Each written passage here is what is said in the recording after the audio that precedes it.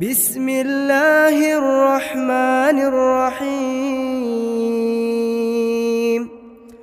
قل أعوذ برب الفلق من شر ما خلق ومن شر غاسق إذا وقب ومن شر النفاثات في العقد ومن شر حاسد إذا حسد.